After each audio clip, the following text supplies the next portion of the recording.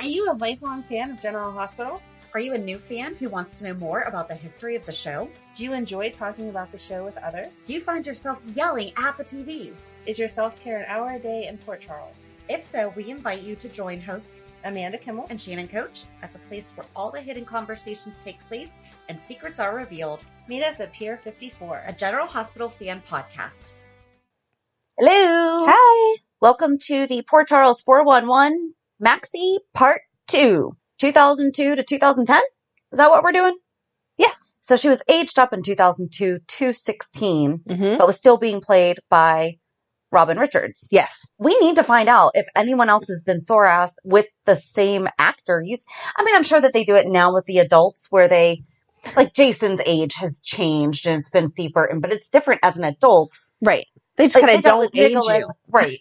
Yeah. But, they've done it with Nicholas, stuff like that. But to do it as a teen, I don't know. But we are using... Did they do that with Emma? I don't know. Or Spencer, maybe. I don't know. Because I feel like Emma, I know in real life, she's around 15. Mm-hmm. Just the way that they had her dressed for a while, they were still keeping her young, what seemed younger. Her hair was always in like cute little girl braids instead of grown up, whatever. And now the last the bows few with the headbands and stuff. Exactly. Yeah. And now the last few times that we've seen her, she's dressed like a young woman. It's a really good question, but we don't see them enough. Right. So I don't know. We'll have to look, but that's the only person that comes to mind of it's been the same person, but I don't think they changed Robin's age ever, but they even did that with the way that Robin dressed. It was like she was a little girl this day and then they definitely made her appear older. Well, they do say that girls mature faster than boys. That's true. So that could be. I mean, maybe they had to. It was just overnight. It was, wow, we can't pretend like she's 9 anymore. We have to bump her up. Yeah. Right. But, no, because Robin's the only character, I believe, in daytime that has never been. I thought that I read that somewhere that, we'll figure that out. This first couple paragraphs is going to be real fun to go through. Oh, yeah. So we're using General Hospital Fandom and SoapCentral.com. And we ended last week with Mac was raising the girls because Felicia was gone. Right. So as Maxie grew into adolescence, she began to behave like a typical teenager and often caused trouble. That is an understatement. She was, and if you did not listen to our show on Monday, the recap, neither of us really had a chance to watch anything. So we're not going to be really good at filling in the gaps here. So please, if there's something you remember from these scenes that is not mentioned in this text, how we typically like to throw in things that are missed, there has to be stuff that's going to be missed. Definitely. I'm hoping some of it will jog our memory though, because this was fun, Maxie. Yes. But so if we missed something, please write in. We'll do a recap, revisit like we did with Leslie Weber and fill in some of these blanks. And we'll just love more input and give us your opinion too. Yes. So she developed a crush on Lucky Spencer, but the feelings were not mutual and she was fired from her summer waitressing job at Kelly's for being irresponsible. I did try to find like these high school clips and I couldn't find them. Oh. Like 2002 was a really tough year. I couldn't find them. This sentence right here. She also got caught with alcohol while babysitting Lulu Spencer. She left Lulu alone while she took a phone call outside. A fire broke out in the attic where Lulu was playing and Scott Baldwin rescued her. Mac was furious with Maxie and sent her and Georgie to live with their grandmother in Texas for a few months. And then she had a brief crush on Nicholas Cassadine too. But she babysat Lulu. Mm-hmm. She was Lulu's babysitter. Yep. That's what happens when you sore-ass stuff. Yep. She was cute with her crush on Lucky in the beginning. I know it'll definitely get into her craziness with him eventually. But I had watched a scene when I was watching it last week of her at Kelly's and she was there by herself waiting for Felicia. Mm-hmm. And he said, he just came up to her to say hi because he was always very nice to her. And she asked him something about his music and whatever. And then she was like, oh, I'm learning how to play guitar. And he said, oh, what kind of guitar? And she was like, oh, did not know what to say and just kind of let him lead the conversation and said she just got it. So she was very new or whatever. And then Felicia walks in and he says, oh, she was just telling me about learning to play the guitar. And you can tell from Felicia's face that she did not have a guitar. There was no way. And so Felicia sat down and Maxie was like, thank you for not ratting me out to Lucky. Right. And she said, you're welcome. I totally understand. But I feel like At that age, that's absolutely the things that you did to make Right. a boy like you. Right. Super cute. Maxie's rebelliousness increased dramatically as she grew further into adolescence. Focused on becoming popular, she decided that she needed to hook up with a guy from the popular crowd to increase her status. She used Lucas Jones, who liked her, despite Georgie's crush on him. Maxie quickly pushed Lucas aside after she secured the attention of a popular boy named Kyle Ratcliffe, and she was willing to sleep with him to ensure her popularity. However, she didn't know that Kyle had used a webcam to film them having sex and then posted it on the internet.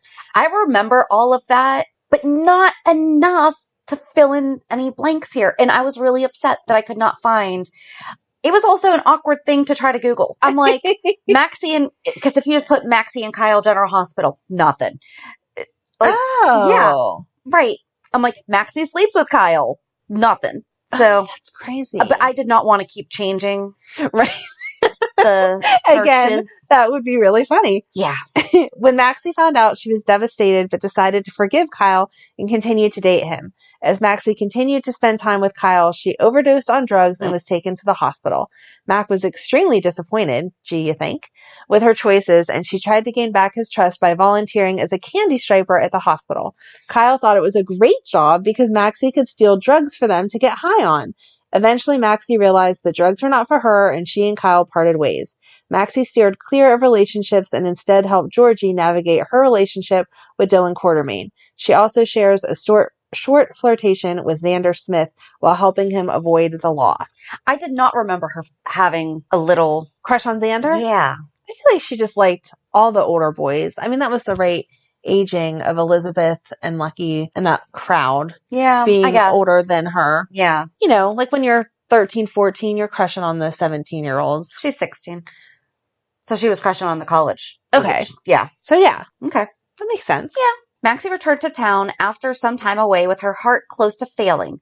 It was almost to the point where she needed a heart transplant, but luckily the medication began to work. While in the hospital, she met Jesse Beaudry, a young cop on the run for his life. The two slowly formed a strong relationship, but Maxie is devastated when Jesse is shot on a date at a carnival. This is the only thing I was able to watch/listen to. Okay. He was hiding out in the hospital as, I think, a doctor or something, or as a resident. He was wearing he was wearing one of the coats. Is this the carnival that... I don't know.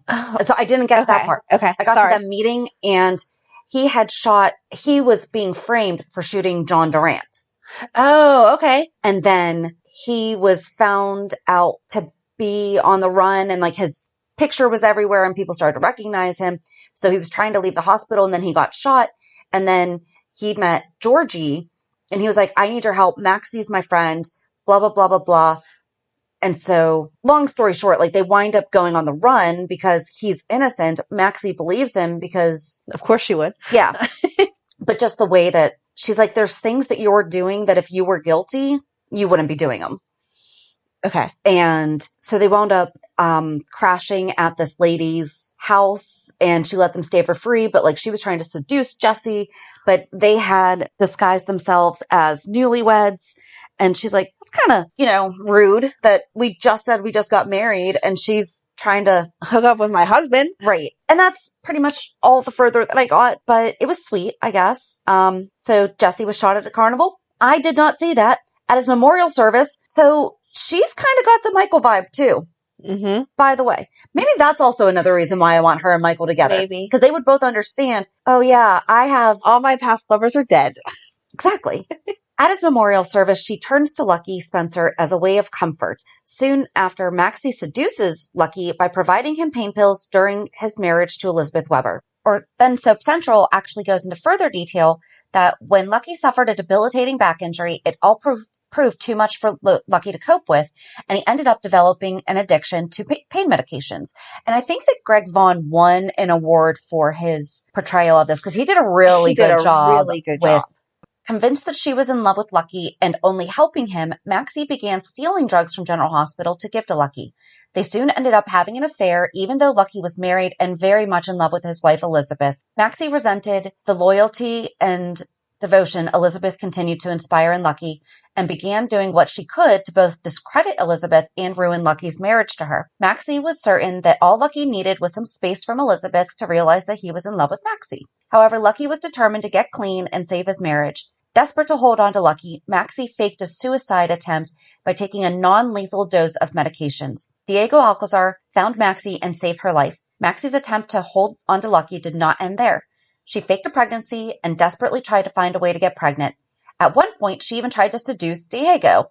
When that failed, Maxie realized that she had to devise a new plan before people would wonder why she wasn't showing. Maxie decided to goad Lulu into an argument and fake a tumble down the stairs so that she could say that she had miscarried the baby. The plan worked wonderfully, and Lucky proved to be quite supportive during the time. Unfortunately, Elizabeth found out the truth, and Maxie was forced to confess everything to Lucky before Elizabeth told him. Lucky was hurt, but surprisingly forgiving, although he made it clear that there would never be anything more between him and Maxie than friendship. Determined to move on with her life, Maxie found a dream job for herself. She was hired as a sales clerk at the Metro Court Designer Boutique. Do they even have that still? No. Okay. Unfortunately, that put her in the Metro Court the night it was taken over by armed gunmen, and everyone was taken hostage. She quickly found herself trapped inside a locked vault with one of the gunmen and a briefcase for 15 hours. During that time, she and the gunman talked, and by the time that the vault was opened, they had formed a bond. After the explosion of the Metro Court Hotel, Maxie and the gunman hid and established a new life in Port Charles under his real name, Cooper Barrett. She really likes helping people hide. I was going to say she really ends up trapped with people because as we get further into the relationship, like with her and Nathan, they're handcuffed at the, what's the research place called? I know what you're talking about. Clark. Something Clark. Yeah. Okay. We'll get there. We'll get there.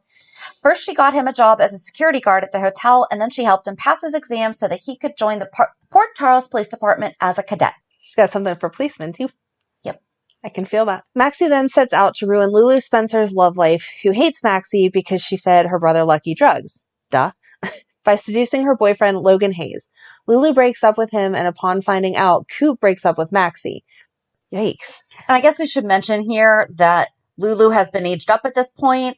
Right. She's not trying to seduce a 12-year-old. A child. I guess that is very important to mention, yes. Just a bit. But then over on Soap Central goes into a little bit more detail. Thank you. Maxie's new relationship was going well until Maxie made a secret pact with one of Cooper's military buddies, Logan Hayes. She agreed to sleep with Logan if he seduced Lulu Spencer and then dumped her afterwards. Oh. Yeah, that's so a little, that's a little more than just sleeping with someone's boyfriend. Different. He wasn't really her boyfriend. She told him to. Yeah. Okay. All right. Maxie resented Lulu for ruining Georgie's marriage to Dylan. Oh. That was bad. Max so cute. Mm-hmm.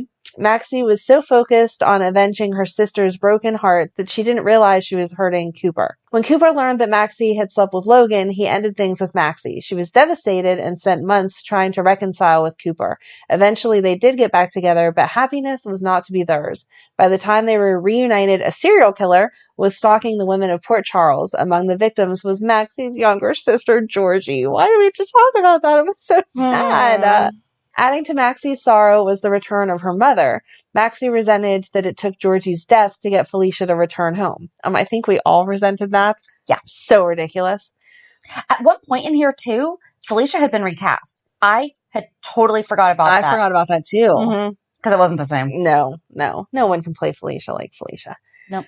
Felicia explained that she'd been working with her father, Frisco, and that she had been unable to return home. Maxie didn't care. Because, again, she's a child, even though she wasn't a child. She needed her mom. She's their child, even if, Exactly. She felt Frisco didn't deserve any loyalty from anyone, including from Felicia. To Maxie, Felicia's actions were proof that her daughter meant little to her. At Georgie's memorial, Maxie made sure everyone knew what a rotten mother she thought Felicia was. Had you watched that? Not in preparation of this. Yes, exactly. But I saw it somewhere as we were watching. And yeah, she starts out like nicely and then goes into, except for our mother is awful, blah, blah, blah. Like she really tore into her. Yep. That was very, very awful. Things went from bad to worse when it appeared that Cooper was in fact the text message killer. Maxie refused to believe it even after she found Cooper dead after he hung himself from an apparent suicide with DNA results showing that his DNA had been found under Georgie's nails after her death. Maxie enlisted Damian Spinelli's help to get the truth, certain that Cooper could not have murdered anyone, let alone her sister. Maxie's faith in Cooper was justified when Diego Alcazar was revealed as the text message killer. That was such a good storyline. It was. Such a good storyline. Because you really, or at least I, really did not know. No, no clue. Like some of the things you can watch and you predict the next 3 months of how it's going to go. I had no idea who the text message killer was until they disclosed it. So then Maxie continued to pursue a career in fashion when she was hired to work at Crimson Magazine as Kate Howard's personal assistant. However, Carly had asked Lulu Spencer to take the job, and they both wound up becoming assistants. And remember, they still hated each other. So they wound up going from competing for men to competing for Kate's praises. And although there was some friction between the two in the beginning, they started to work out their differences. At this time, Lulu was dating Johnny Zaccara, who Maxie had a crush on. And Maxie and Spinelli still deeply missed Georgie. Because remember, Spinelli was all about Georgie. Yes. When he first came, he was head over heels for Georgie. Because she got him. Yes. All the stuff that he talked about, she was into all that stuff too. Right. And even if she wasn't into it, she let him be him without him feel weird. Exactly. So the pair developed a deep friendship as they grieved. Maxie knew Spinelli had a crush on her and she was interested in Spinelli, but her interest in hurting Lulu took precedence. Maxie joined forces with Claudia Zaccara, and Claudia would pay Maxie if Maxie were able to seduce Claudia's brother Johnny away from Lulu. Aw. And then who did that with Brooklyn? Carly did that with Brooklyn for Lulu too. Yeah. Poor Lulu just has all these women like trying to break up those relationships. Paying people to seduce her men. The plans were set aside when Lulu's ex-boyfriend Logan was murdered. Logan had attacked Maxie when he went looking for Lulu at the Crimson offices. Logan then went after Lulu and she stabbed him to death. Maxie helped Johnny and Claudia cover up Lulu's crime. Maxie was shaken by Logan's attack on her and by his death. She turned to Spinelli for comfort and slept with him. Afterwards, she accompanied Spinelli on a stakeout to get information about a Russian mobster named Andrei Karpov. A car rushed at them, and Maxie pushed Spinelli. Spinelli pushed Maxie out of the way to protect her. Aw. When Spinelli required emergency surgery, Maxie did not initially trust Matt Hunter to perform the surgery because of his suspicious behaviors and constant flirtation with her. Eventually, Maxie gave permission for Matt to perform the surgery. Why can't I read either? Maxie bonded with Matt when he saved Spinelli's life, and she learned that Matt was actually investigating a counterfeit drug ring in Port Charles. Why was he investigating that? When he's a doctor, not a police officer. And then also during this time, so at one point, Maxie and Lulu had decided to stage a fight at Kelly's as an alibi while Johnny and Claudia decided to dump the body. Okay. That's how they decided to cover it up. Right. Okay. And then Johnny was put on trial. Maxie's past history came up to the present and she had a breakdown, and that led to her sleeping with Spinelli. They pull each other through the tough times, and Spinelli decides that he wants to be your friend. Aw. I love Spinelli. I know. Despite their rivalry, Maxie starts to sympathize and shows concern for traumatized Lulu, afraid that she will lose her mind the same way that Lulu's mother Laura did. Maxie breaks Lulu out of a mental hospital, and after Johnny is proven innocent, the two girls decide they can trust each other and find an apartment together. Because you go from trying to steal... hiring someone to sleep with someone to mess up the relationships and break their heart to, sure, let's share an apartment. That sounds great. Right. But then also, after Spinelli had been hit, Maxie moved into Jason's penthouse to take care of Spinelli during the recovery from the surgery. And Jason confronts Maxie when he finds her looking for his gun. However, the subject of the conversation quickly turns to Spinelli. Maxie reveals how much he means to her and how he made her see herself as a better person. He really made her a better person. Yes. So then Maxie was accosted by a member of the Russian mafia in November 2008. Spinelli finds her and brings her to General Hospital. After the attack, Mac forbids her to see Spinelli as he believes that Spinelli is indirectly responsible for having drawn Maxie into a dangerous lifestyle, but Maxie continues to see Spinelli regardless.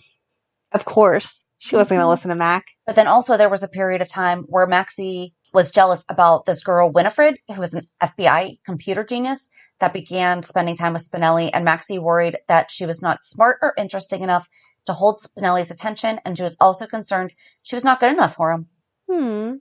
Yeah. We know that this is pretty choppy, guys. Don't worry. Maxie soon becomes threatened when Winifred becomes Spinelli's new friend. She feels that the two of them have too much in common, both being computer geeks. She seduces him, but when Spinelli finds out that the seduction was due to Maxie's jealousy, they split up.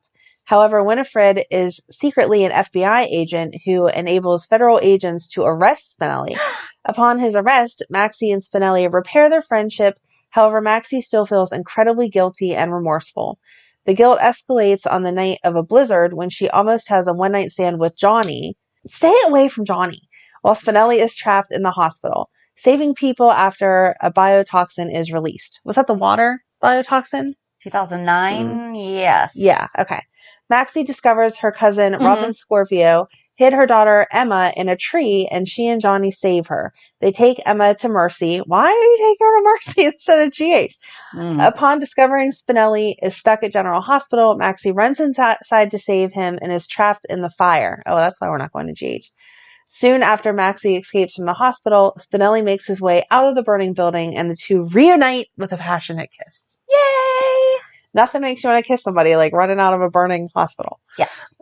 And then Soap Central has this paragraph that says, in order to win Spinelli back, Maxie invented a stalker, and Spinelli soon realized that Maxie had faked her distress. Okay. But the pair would work together to uncover that Kate Howard was sabotaging Crimson. Wasn't that Connie, though? Yes. Okay. Spinelli hoped that Kate would be fired so she could no longer require Johnny to be Maxie's escort. Kate kept her job, and Johnny stopped escorting Maxie after Lulu and Johnny broke up. Although Spinelli was not ready to trust Maxie yet, he allowed Maxie to help him investigate the death of Mayor Floyd's mistress, Brianna Hughes. So eventually they start... Sorry, I don't know if you were... I'm sorry. No, you're good. After the crisis at General Hospital, Maxie returns to work at Crimson. Kate hires Johnny to go on publicized dates with Maxie in order to stimulate press for Crimson that neither Spinelli nor Lulu liked. It is revealed that they had both been kissing and Johnny had cheated on Lulu. Spinelli leaves Maxie, but they reconcile when Maxie and Sam save him from going to prison for hacking into government computers. So that's what I just talked about when they were... When the FBI agent had... No, with the Johnny being Maxie's escort and stuff like that. Oh, right. And that's where Spinelli wanted her fired and all that. Okay, this is making sense. Maxie and Spinelli patched up their relationship but are once again troubled when a murder mystery involving Spinelli's PI business arrives. Spinelli proposes to Maxie, who eventually agrees to marry him, and their wedding date was set for September 21st, 2009. Maxie privately confessed to Jason that she did not want to get married, but she would go through with the wedding because she loved Spinelli and she did not want to hurt him. Unbeknownst to Maxie, Spinelli overheard her conversation with Jason, and when the wedding day arrived, Maxie and Spinelli stood at the altar to be married until Spinelli stated that he could not marry her because they were not ready. Maxie was relieved, and she and Spinelli celebrated their non-wedding with karaoke at Jake's. And we just watched that. Why did we just watch that? Oh, because we were doing Jake's, right?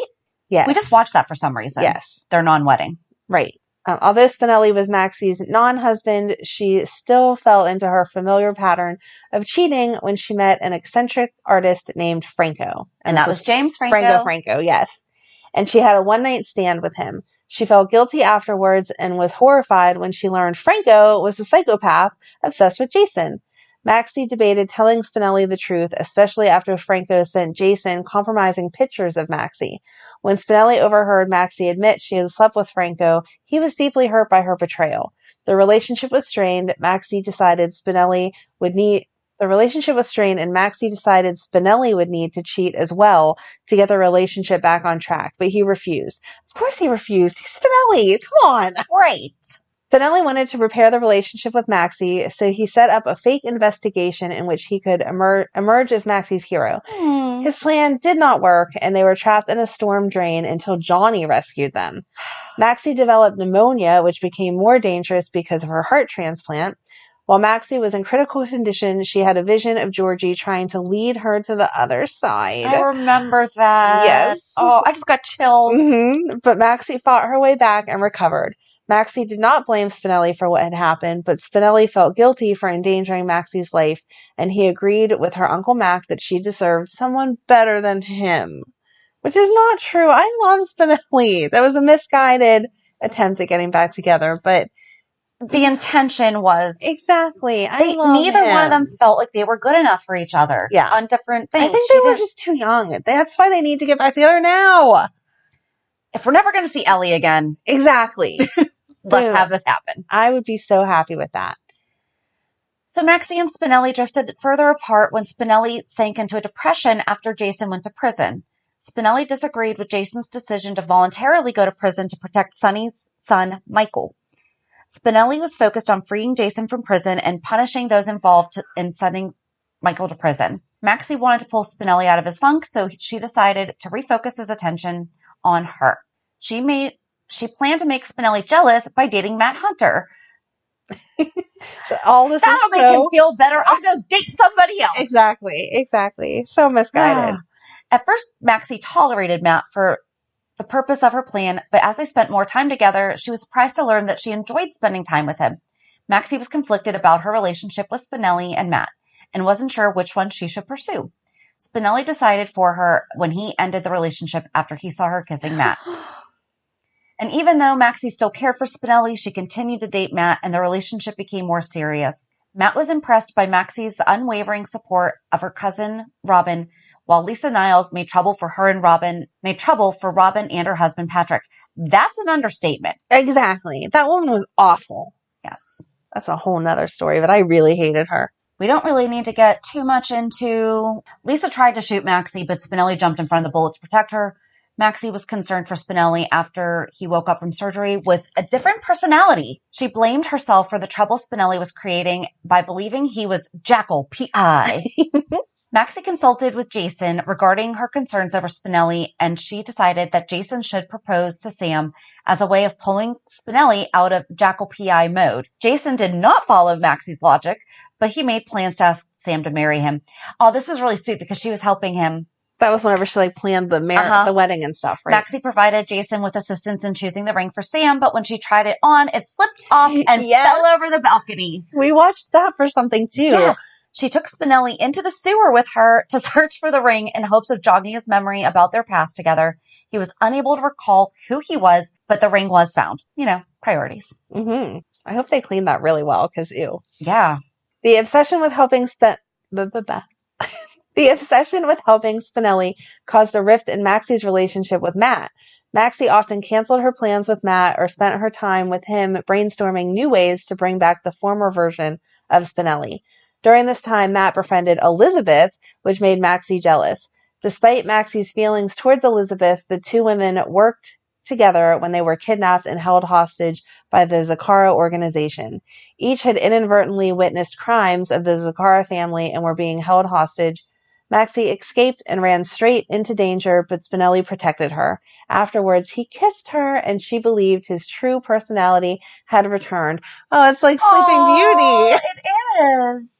All right, so I think we accidentally went over a little bit into 2011. Okay. So we're going to end there. We're going to end with a kiss. That's so cute. And we'll pick up next week to finish Maxie. Again, so sorry. Hopefully my editing has made this good. And I feel like it did highlight the main, young Maxie was all about these different men. Mm-hmm. The highlights, I feel like, were her stealing the pills for Lucky. Yes. Which was all really, I didn't rewatch those scenes, but I remember being very, like you were talking in our weekly recap of shush, I can't do anything else. I have to watch this. Yes. When all of that was going on. And then all of the stuff with Spinelli and their non-wedding and them falling in love and stuff. Yeah. I really do feel, the Franco stuff and the other men definitely played into it. Obviously, Johnny's a big storyline for any of the women that he's with, but I think those were the two main things. Yeah. And we got those.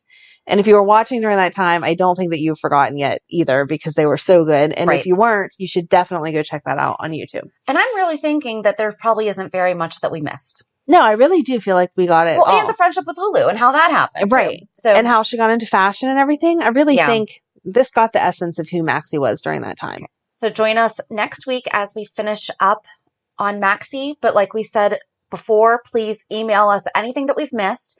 Go back and listen to last week's episode, wait until next week's episode, whatever. But next week we will finish up our Maxie May Maxie month. See, and here's the thing. We decided to do this like in February, and it sounded like such a great idea. We're going to have all this time. No. Unfortunately, we have kids and other jobs. I don't think that we anticipated how hectic the end of senior year was going to be with just stuff. Yeah. Because everything had been shut down so long for COVID. I know. It was all online then. It was like, well, I don't have to go anywhere. I can just slip this in whenever. And now life is getting back to normal, which we were totally not complaining about. But it just threw dates in that we never anticipated we were going to have to worry about. Correct. So yeah. Join us on Monday as we recap this week's shows. Have a good weekend. And we'll meet you at the pier. Bye. Bye. If you enjoyed today's show, we invite you to go to pier54podcast.com to subscribe on your favorite platform. Don't forget to leave us a review. And you can also follow us on many social media channels. Just search for Pier 54 Podcast. Also, we are not perfect, so if there is something that we missed or messed up, just let us know by emailing us at pier54podcast@gmail.com.